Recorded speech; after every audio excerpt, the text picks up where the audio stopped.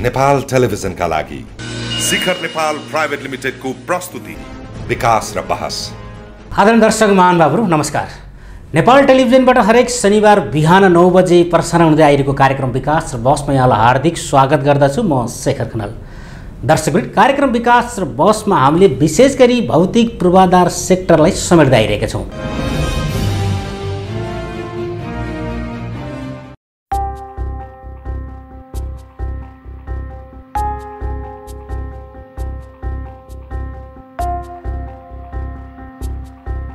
मुलुकको विकास र समृद्धिको पहिलो आधारको रूपमा सडक पूर्वाधारलाई लिन सकिन्छ।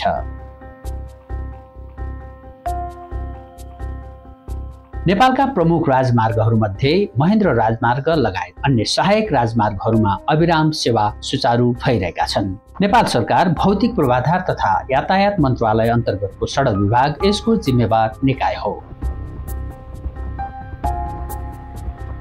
सडक विभाग अन्तर्गत मुलुकभर 80वटा राजमार्ग पर्दछन्।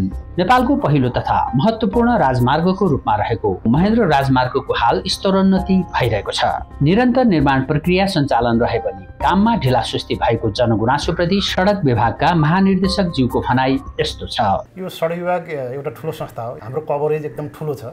पूर्व मेचीदेखि पश्चिम महाकालीसँग नर्थ साउथ इस्ट वेस्ट सबै कनेक्टिभिटी सडक विभागले मुख्य कनेक्टिभिटी प्रदान गर्नुपर्ने आवश्यकता छ। हाम्रो बेस्ट ट्राई भइरहेको हुन्छ। हामीले सबै ठाउँ यातायात सञ्चालन गर्ने, तर विभिन्न चुनौतीहरूले गर्दा सबै ठाउँ यातायात सञ्चालन नहुने बित्तिकै फेरि यो तुरुन्तै इम्प्याक्ट पर्छ क्या। त्यसबाट जनमानसमा त्यस्तो यदाकदा आउने गरेर देखिन्छ। तर हाम्रो डाटाबेसले चाहिँ हाम्रो करिब 90%को हाराहारीमा हामीले हेर्ने सडकहरू राम्रो कन्डिसन भएकै अवस्था छ अहिलेको लेटेस्ट डाटा अनुसार पनि। त्यसबाट त्यस्तो धेरै जनआक्रोश गर्नुपर्ने संस्थाले काम नगरेको भन्ने अवस्था चाहिँ छैन सडक विभाग। नेपालका अधिकांश सडक निर्माणमा कमसल निर्माण सामग्रीको प्रयोग वा ठेकेदार कम्पनीको लापरवाही हुने गर्दा सडक हस्तान्तरण नहुँदै बिग्रने परिपाटीको अन्त्य कहिले हुन्छ होला? 8-10 निकायले नेपालमा सडक बनाउँछन्। तर यी निकायहरूमध्ये तपाईँले सडक विभागले बनाएको बाटो भन्नुभयो भने जनरली तपाईँले भने जस्तो अवस्था छैन। हाम्रा इस्ट वेस्ट हाइवेहरू पिच भइरहेका सबै ठुला हाइवेहरू नर्थ साउथका अब यता कता एकदम दुर्गम क्षेत्रहरूमा भनौँ न हाम्रो पनि अब राम्रो सुपरभिजन नपुगेको ठाउँमा किन समस्या आउन सक्छ। तर मोस्टली तपाईँले भने जस्तो अगाडि बनाउँदै जाने तल बिग्रिँदै जाने भन्ने चाहिँ एटलिस्ट सडक विभागको हकमा चाहिँ छैन। त्यस्तो कुनै पनि सडक निर्माण गर्दा लक्ष्य अनुरूप प्रतिफल दिन नसक्नु वा लामो समय अलपत्र पर्दा यात्रुहरूलाई पर्न जाने कष्टको जिम्मेवारी कसले लिने? तपाईँले भने जस्तो नारायणघाट बुटोल अहिले हेर्नुभयो भने त्यसको गुणस्तर अरू हाइवेभन्दा राम्रो भयो, ढिलो होला त्यहाँ। तर 1-2 ठाउँमा समस्या आएको थियो। तपाईँले भने एकदम ठिक हो। त्यहाँ हामीले तुरुन्तै त्यहाँ एक ठाउँमा करिब यो 6 महिना 7 महिना अगाडितिर पिच गरेको ठाउँ समस्या आएको थियो नारायणघाट बुटोलमा पनि। हामीले तुरुन्त त्यसलाई रेक्टिफाई गरेर, किनभने यिनीहरूमा फेरि 5 वर्षको डिएलपी पिरियड भन्छौँ कि हामी। 5 वर्षमा ठेकेदार निर्माण व्यवसायकै उसमा पर्छ, दायरामा पर्छ। केही मेन्टेन हुने बित्तिकै उसैको खर्चमा अलिक फेरि बनाउनु पर्ने गरेर हामीले अहिलेका मुख्य राजमार्गको त्यो प्रावधान पनि राखेका छौँ। त्यसो भएर नारायणघाट बुटोल पनि यदि तपाईँले पोखरा जाने बाटै हेर्नु न, यी सबै गुणस्तर सडक बन्छन्। यदा कदा हामीले बनाउँदै जस्तो कस्तो हुन्छ भने तपाईँले त्यो मेच्योर नभइसकेको अवस्था तपाईँले अलकत्र छर्ने बित्तिकै अथवा एसफाल्ट लिए गर्ने बित्तिकै उकाउनु भन्दा त आउँछ नि त, जम्ने एउटा सर्टेन टाइम त चाहिन्छ नि। कहिले त्यो पनि समस्या आउँदो रहेछ कि यी यदा कदाले हो। तर हामी एकदम चनाखो छौँ यसमा। हामी त्यो गुणस्तरमा सम्झौता गर्न दिँदैनौँ। सडक विस्तारको क्रममा रहेको बुटवल नारायणघाट सडक खण्डको दाउन्ने क्षेत्रमा नियमित सडक सञ्चालन हुन नसक्दा यात्रुहरूको यात्रा अवधि अत्यन्त कष्टकर रहेको छ। यसले यात्रुहरूलाई आर्थिक, भौतिक एवं मानसिक तनाव दिएको छ। त्यो नारायणघाट बुटवल भनेको हामीले इस्ट वेस्ट हाइवेको ओइडेनको हाम्रो पहिलो प्रोजेक्ट थियो र त ठुलो चिनिया निर्माण व्यवसायले काम गरिरहेको। त्यसमा हामीले अलिकति अनुभव पनि कम थियो क्या त्यो बेला यी ठुला प्रोजेक्टमा काम गर्ने। त्यहाँ केही जग्गा प्राप्त, त्यहाँ केही रुखले केही समस्या दियो सुरुमा। रुख काट्नमा हामीलाई धेरै समस्या भयो। निर्माण व्यवसाय पनि नेपालको कन्ट्रीबाट नयाँ भयो। त्यो भएर हामीलाई समस्या आएको थियो। अब खुसीको कुरा पनि अब यो करिब निर्माणको अन्तिम चरणमा आएको छ। दाउन्नेको सेक्सन बाहेक अरू अहिले समस्या पनि छैन धेरै ठुलो। अब हामीले यो आर्थिक वर्षको अन्तसम्म, असारसम्म, अब आउँदो यो वर्षको आउँदो आर्थिक वर्षको अन्त्यसम्म यो सडक सक्ने हाम्रो लक्ष्य छ र हामीले सक्छौँ पनि। सडक पूर्वाधारमा निर्भर रहेको हाम्रो पुस्ताले आगामी दिनमा टनेलको मुख देख्न पाउँछ कि पाउँदैन, कि यस्ता शास्तिहरू जीवनभर भोग्नु पर्ने हुन्छ कि भन्ने कुराले यात्रुहरूलाई दिक्क लगाउने गरेको छ। अब हामीले यो सडक टनेलहरू हामीले बनाउँदैछौँ। जस्तो नारायण सुरुमार एउटा पहिले बनायौँ। अब हामी फेरि अर्को कोटेश्वरमा अर्को टनेल बनाउँदैछौँ ग्राउन्ड हाम्रो एयरपोर्टको तलबाट जडीबुटीमा। अब त्यसपछिको हाम्रो अर्को प्राथमिकता भनेको दाउन्नेको टनेलै हो होइन। त्यो दाउन्नेको भूगोल पनि त्यहाँ जटिल प्रकारको छ। त्यसको लङ टर्म टनेलै जानुपर्छ। तर टनेल बेनिफिट हुनको लागि बेनिफिट कस्टमा त्यो टनल राम्रो हुनको लागि त्यसको केही ट्राफिक थ्रेसोल्ड हुन्छ त्यसको हैन। अब करिब त्यो इस्ट वेस्ट हाइवेको त्यो ठाउँमा थ्रेसोल्ड पुग्ने अवस्था छ र त्यसको जियोलोजीलाई हामीले विचार गरेर त्यहाँ हामीले एउटा प्रिलिमिनरी रिसर्च पनि गरिसकेका छौँ। एउटा हामीसँग रिपोर्ट पनि छ, करिब 5-5.5 मिटरको टनल त्यसको तलबाट भयो भने अझै राम्रो हुन्छ भनेर। अब हामी त्यहाँ कस्तो छ भने दाउनेमा अहिले त्यो टनलतिर लाग्दा बनाउनु पनि टाइम लाग्ने हैन, खर्च पनि त्यसो धेरै आउने र एसियन डेभलपमेन्ट ब्याङ्कसँग ऋणको त्यो पैसाको हाम्रो लिमिटेसन पनि भएकोले हामी टनलमा गएनौँ त्यो बेलामा, माथिबाटै हामीले चलाउन चाह्यौँ त्यसलाई मिलाएर।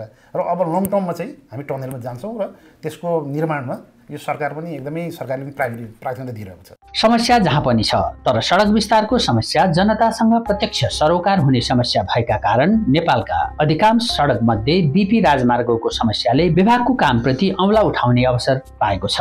अब जस्तो तपाईँलाई थाहा नै छ बीपी राजमार्ग कुन कन्टेक्स्टमा बनेको थियो हैन, करिब यो 30 वर्ष जति लाएर सम्पन्न भएको थियो हैन। र त्यो बेलामा यो एउटा एग्रिकल्चर रोड लोकल कनेक्टिभिटी हिसाबले बनेको थियो त्यो बेला, जापान सरकारले ग्रान्डमा बनाइदिएको प्रोजेक्ट हो। अनि अब त्यसमा के हो भने त्यही अब तपाईँको भकुण्डे बेसीबाट हैन तपाईँको हाम्रो नेपाल थोकसम्मको सेक्सनमा समस्या आयो, त्यहाँ रोसीले गर्दा समस्या आयो र त्यो पनि एक किसिमको ठुलो डिजास्टर थियो हैन। हुन त बगाउँदै पनि त्यहाँ समस्या आएको थियो, त्यो रेक्टिफाई भएको थियो त्यो बेला। र पछि फेरि ठुलो समस्या आयो, तत्काल त हामीले भोलिपल्ट त गर्न सक्ने अवस्था थिएन, हामीले टेम्पोररी चलायौँ 6-7 महिना। जब म महानिर्देशक हुनासाथ म एकदम बर्खाको मुखमा आएर महानिर्देशक भएको थिएँ। मेरो ठुलो च्यालेन्ज बीपी हाइवेलाई चलाउनु थियो। म तुरुन्त हुनासाथ त्यहाँ गएर हाम्रो सबै अब त्यो बेला श्रीमान सचिवज्यू हाम्रो मुख्य सचिवज्यूहरू हामी सबै भ्रमण गरेर हेरेर त्यहाँको स्थानीयहरूसँग बसेर हामीले एक लेभलको बनाएको थियौँ त्यो बाटो र त्यसले बर्खाभरि त सर पनि गऱ्यो डिजास्टर नआउन्जेल। र हामीले त्यही समयमा त्यहाँ ठेका व्यवस्था पनि गरिसकेका छौँ। अब जाइकाको 2.5 किलोमिटरको रेन्ज त्यो बाहेक अरू हामीले अहिले अब ठेका व्यवस्थापन हामीले गरिसकेका छौँ। त्यस भएर त्यो टेम्पोररी चल्या भएर तपाईँलाई फेरि बिग्रियो जस्तो इरिटेट भइरह जुन हामी, तर हामीले सबै त्यहाँ सामानहरू तयार पारेर टेम्पोररी चाहिँ डाइभर्सन बनाएर उतिखेर ट्राफिक खोलिरहेका छौँ। त्यो टेम्पोररी बनिरहेको थियो, अब हामीले पर्मानेन्ट कामको लागि ठेका व्यवस्थापन गरिसकेका छौँ। अब अर्को बर्खा अगाडि अब यस्तो समस्या नहुने गरेर हामीले काम गरिरहेका छौँ। हामी एटलिस्ट यो जहाँ यो 8-10 लोकेसनमा समस्या भएको थियो त्यो समस्या भएको ठाउँलाई पहिला निर्माण व्यवसायले त्यहाँ काम गर्न लगाउँछौँ, त्यहाँ स्ट्रक्चर बनाउँछौँ अर्को बर्खाभन्दा अगाडि। र अब यो नै अन्तिम बर्खा हुनेछ बीपीमा, यसरी हामीले दुःख पाउने र त्यो हामीले त्यहाँ पहिला आएका समस्याहरू डिजाइनमा भएका समस्याहरू त्यो सबैले एकोमोडेट गरेर नयाँ डिजाइन तयारी गरेका छौँ।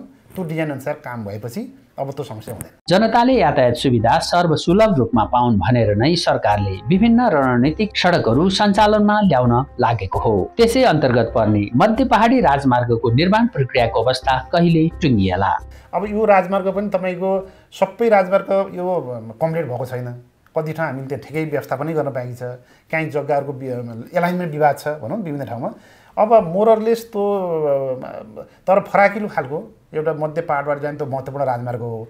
ओभरअल त्यसको त्यो पनि अलिकति धेरै ठाउँ अनस्टेबल जियोलोजी नै त्यसको पनि केही पहिरोहरू पनि आएका छन् र मोरलेस केही हाम्रो ठेक्का ल्याउनु पनि ठाउँ र केही एलाइनमेन्ट विवाद बाहेक अन्य ठाउँमा हाम्रो मध्य पहाडी राजमार्ग पनि राम्रो अवस्थामै छ। हुलाकी सडक अर्को महत्त्वपूर्ण परियोजना हो सडक विभागको, तर यसको निर्माण प्रक्रियालाई हेर्दा हाँसको चाल नै देखिन्छ। हुलाकी राजमार्ग सेलाको अवस्था छैन। हुलाकी राजमार्गलाई राज्यले एकदमै महत्त्वपूर्ण स्थानमा राखेको छ। त्यहाँ तपाईँले अहिले हेर्नुभयो भने मुख्य धेरै ठाउँमा कालोपत्री सडकै बनिसकेको छ। सडक निर्माण प्रक्रियाको बाधकको रूपमा रहेका विद्युतीय खम्बाहरू र रुखहरू नै हुन्। वन मन्त्रालय र ऊर्जा मन्त्रालयसँग सम्बन्धित यो विषयले पनि सडक निर्माण प्रक्रियामा ढिलासुस्ती भइरहेको छ। जब कुनै पनि ठाउँमा बाटो बनाउन त अगाडि ल्यान्ड एक्विजिसन गर्नु पर्यो हैन, जग्गा प्राप्ति गर्नु पर्यो नि, जग्गा प्राप्तिमै केही समय लाग्ने हुन्छ। अनि त्यसपछि त्यस्तै वन क्षेत्रमा पर्यो भने वन काट्नुपर्छ, कति राष्ट्रिय निकुञ्ज पर्छन्, कति ठाउँमा भइरहेकोमा वाइडनिङ गर्दा बिजुलीका पोलहरू हुन्छन्। हामी सकभर हाम्रो नियमअनुसार हामी सबै साइट क्लियर गरेर ठेका व्यवस्थापन गर्छौँ हैन, हाम्रो ऐन कानुनमा पनि त्यही व्यवस्था छ। तर 100% चाहिँ त सम्भव हुन्न कि कहिले कहिले। जब तपाईँले बिजुलीको पोल सार्नु पर्यो भने बिजुलीको पोल सार्नको लागि सिभिल कन्ट्र्याक्ट पनि लगाइसकेको हुनुपर्छ।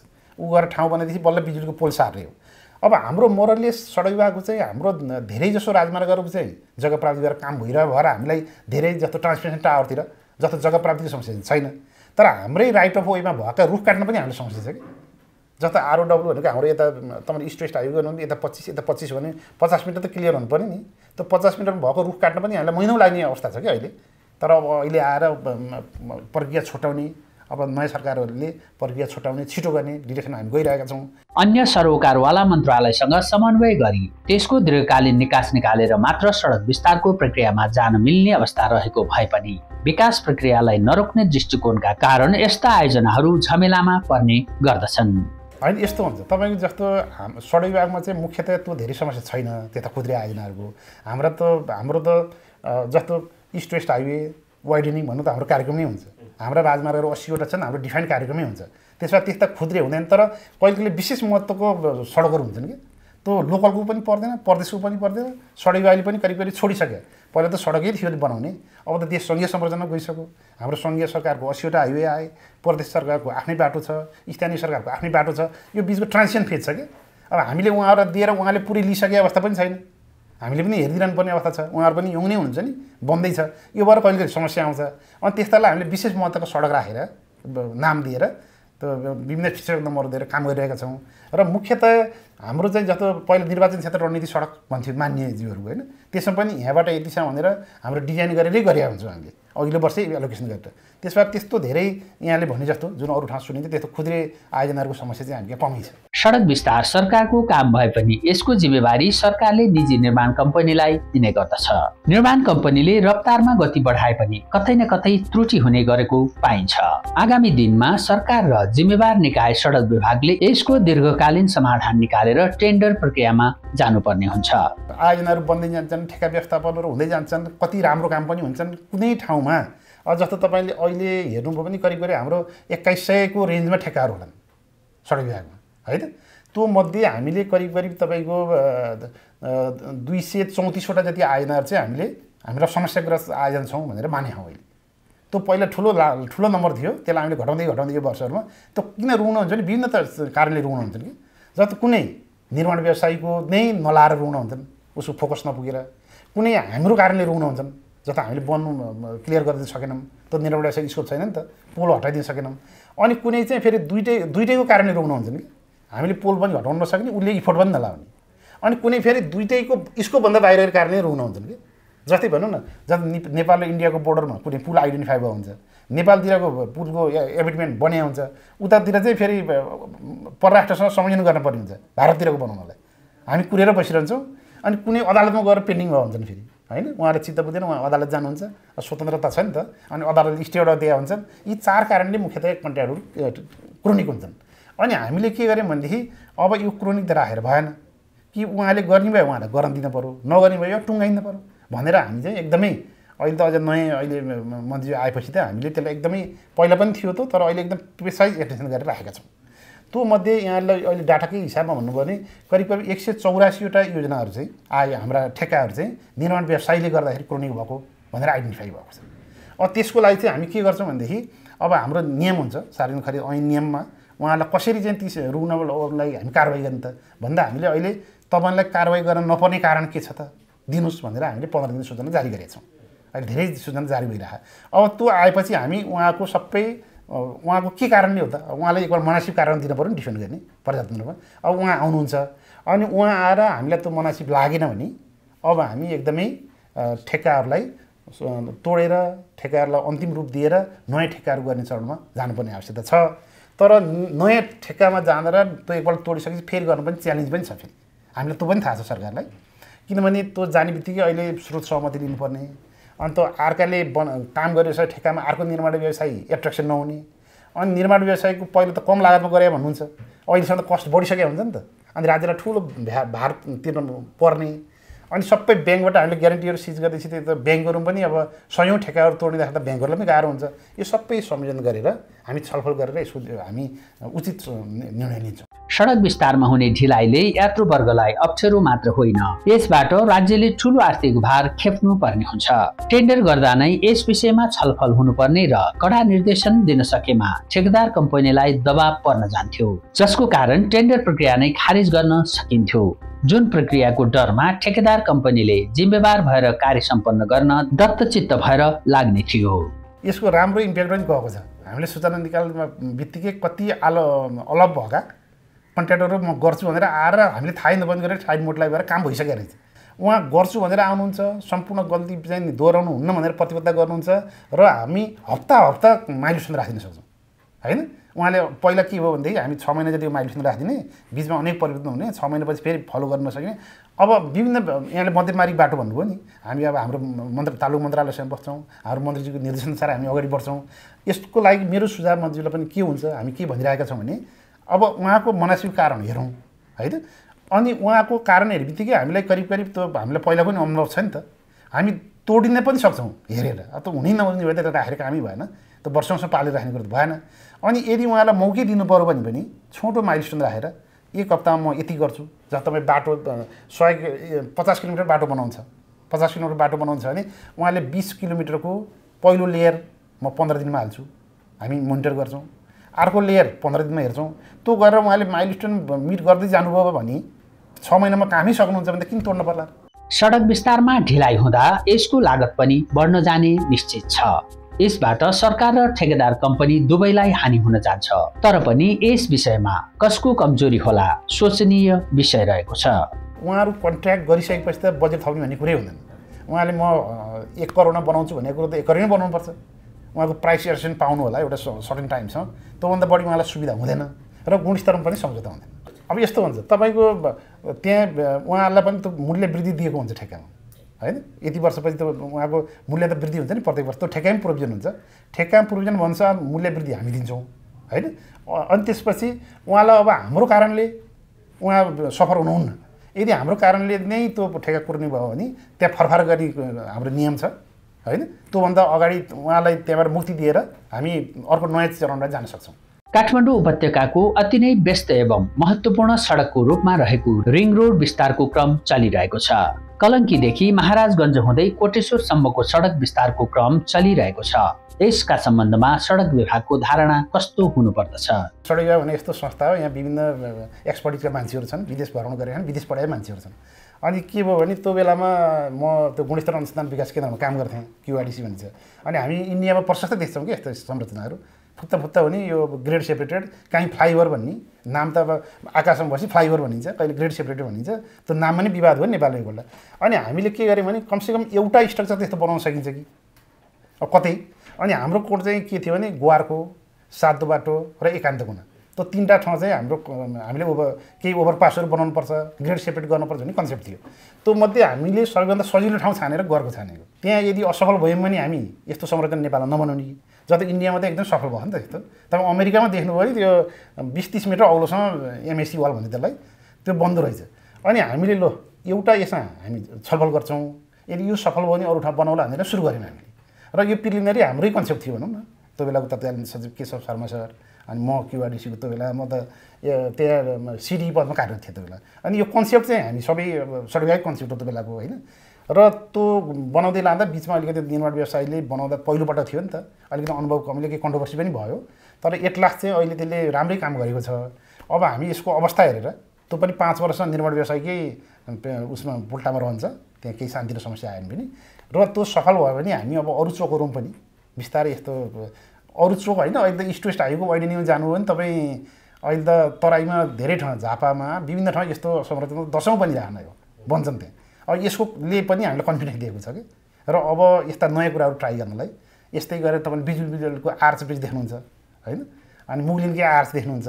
यस्ता नयाँ संरचनाहरू चाहिँ हामी विदेशमा देखेर, हामीले विदेशमा पढाए मान्छेले नेपालमा थोरै भने केही गरेर देखाउन सक्छ कि भनेर अझ एकदम असीमित रिस्क लिएर हामी जस्ता इन्जिनियरहरूले एकदमै बाल रिस्कहरू लिएर अब हाम्रो समाज फेरि कस्तो भइदियो भने एउटा सानो केही गल्ती भयो भने पनि अब डाक्टरले गरेको सबै अपरेसन त सफल हुँदैन नि त। हामी इन्जिनियरहरूले 100औँ पुलमा हाइवेमा सही गरेर हुन्छौँ, एप्रुभ गरेर हुन्छौँ नि त। हाम्रो इन्टेन्सन नहुँदा नि कहिले कहिले समस्या आउन सक्छ। त्यसबाट तै पनि हामीले त्यो लेभलको रिस्क लिएर संरचना बनाइरहेका छौँ, सफल पनि भइरहेका छन्। निर्माण प्रक्रिया नियमित प्रक्रिया हो, तर महत्त्वपूर्ण सडक पूर्वाधारहरू निर्माण गर्दा सरकार अझ बढी गम्भीर हुनुपर्ने देखिन्छ। दक्ष प्राविधिक एवं क्रियाशील र सशक्त सरकारले नै राज्य र जनतालाई छिटो सुविधा दिन सक्दछ। यहाँको आगमन पछिको सङ्केतलाई कसरी लिनुभएको छ? त म सडक विभाग छिर्नको इतिहास पनि त्यस्तै थियो। म साउथ कोरियामा कामै गरिरहेको थिएँ। म अलिकति विदेशमा बसेर मैले ब्रिज सम्बन्धी पढेँ, चीनमा PhD गर्दा पनि। अनि मैले नेपालमै गएर पनि यस्तो पुलहरू बनाउन सकिन्छ, यस्तो संरचना बनाउन सकिने, सडक विभागमा गयो भने चान्स त छ नि त भनेरै मैले सडक विभाग मात्रै फर्म भरेर आएको थिएँ म होइन।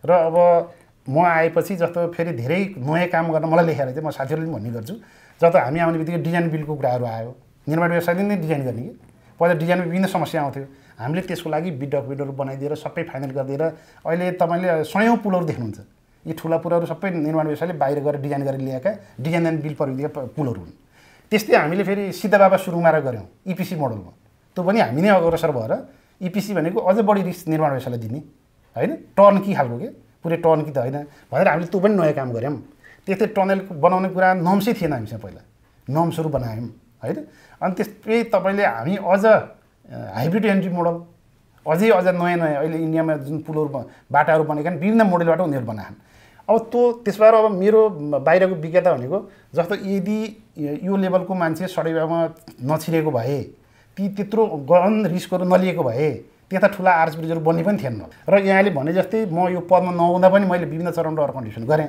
अब यो पदमा आएपछि त अझ मलाई सहिलो भएछ अब अहिले मैले विभिन्न कारणबाट क्रोनिक भएर बसेर चाहिँ नि पुलहरू तपाईँले सुन्नुहुन्छ नि 10औं वर्षमा पिलर बनाए पुल बन्दैन अब त्यसमा मेरो अहिले एटेन्सन छ होइन अनि अर्को चाहिँ जस्तो मेरो विषय थियो एउटा कङ्क्रिट फिल्ड स्टिल ट्युब भन्ने एउटा नयाँ खालको पुलहरू हुन्छ तपाईँले यदि चिन भ्रमण गर्नुभयो भने तपाईँले त रातो रङ लगाएको बेलुन झुन्नाएको एकदम पुलहरू देख्नुहुन्छ नि त्यो पुलमा मेरो विशेष अबको मेरो त्यतातिर लाग्ने गरेर मैले काम गरिरहेको छु अहिले हामीले रामदीमा पनि एउटा पुल त्यस्तो ल्याइरहेछौँ यहाँले रामदोमा देख्नु भने ट्युबहरू फिल गर्ने पहिला कङ्क्रिटको ट्युब बनाउने पछि फिल गर्ने त्यो नयाँ प्रविधि त्यहाँ जस्तो चिनिया प्रोफेसरहरू मैले प्रोफेसरलाई बोलाएर एकपल्ट हामीले काम गरेर आयो ठिक छैन भनेर पनि देखायौँ अब यस्ता नयाँ खालको प्रविधिहरू हामीलाई प्रविधि ल्याउनु पनि सहिलो छ बाहिर पढेको मान्छेलाई प्रोफेसरहरू हुन्छ त्यस्तै नारायणीमा एउटा सिग्नेचर ब्रिज बन्दैछ नारायणीमा तपाईँले देख्नुभयो भने अहिले त्यो डिजाइन फेजमा अलिक कम्प्लिकेसन आयो त्यो एकदमै कम्प्लिकेसन आएको पनि ढिलो भयो त्यसमा हाम्रो सोचेभन्दा त्यो केबल स्टे ब्रिज बन्दैछ पोखरामा हेर्नु भने तपाईँले सेतीमा एक्स्ट्रा डोज बन्दैछ भनेपछि अब बाहिरतिर बनेका जस्तो यस्ता पुलहरू किन इम्पोर्टेन्ट हुन्छन् भने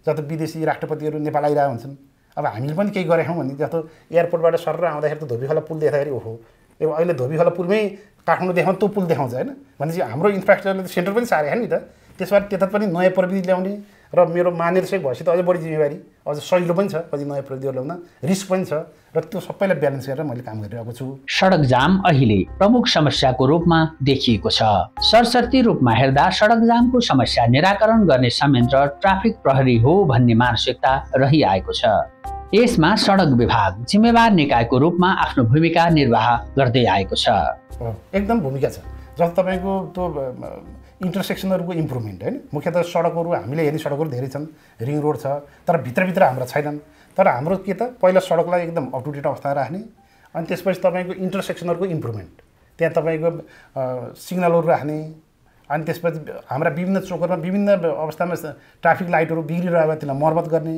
बढी ट्राफिक लाइट थप्ने अझ ट्राफिक लाइटलाई पनि सिङ्क्रोनाइज गर्ने जस्तो एक ठाउँ धेरै जाम छ भने अर्को अटोमेटिक चल्ने सिस्टम आइसक्यो अब जस्तो ललितपुरमा पनि अहिले 3-4वटा हाम्रो प्रयोग भयो नि त एआई जेनेरेटर एआई युज गरेर त्यस्तै गर्ने अब त्यसबाट जाम कन्ट्रोल गर्न एउटा ट्राफिक प्रहरीको भूमिका हुने भयो अहिले म्यानुअल भइन्जेलछ उहाँले इन्टरसेक्सन इम्प्रुभमेन्टमा गएर चलाइदिनु पऱ्यो नत्र बिस्तारै चाहिँ अब स्वचालित बनाउनु पऱ्यो त्यसको लागि पनि हाम्रो मेन हामीले हेरेका चोकहरूमा चाहिँ हाम्रै भूमिका हुन्छ र हामीले त्यसलाई ट्राफिक पुलिससँग समन्वय गरेर काम गर्छौँ अनि जाम हटाउन अरू कुरो 3 गुणा कुरा गर्नुभयो त्यहाँ त ठुलो इन्टरसेक्सन इम्प्रुभमेन्टको हामीले जायगाबाट लोन दिएर काम गर्दैछौँ कलङ्कीमा अहिले समाधान भइसक्यो अब गुवारकोमा समस्या भइसक्यो समाधान भइसक्यो अब तपाईँको हाम्रो एकान्त कुना होइन अनि 7 बाटो यी चोकहरू पनि बिस्तारै हामीले फोकस गरेर काम गर्छौँ जथाभावी सडक सञ्जाल निर्माण हुँदा बाढी पहिरोको जोखिम बढ्दै गइरहेको छ रणनीति बिना नै सडक निर्माण गर्ने परिपाटीको अन्त्य हुनुपर्दछ बाटाहरू यस्तोसँग अनियन्त्रित बाटोहरू बनिरहेका छन्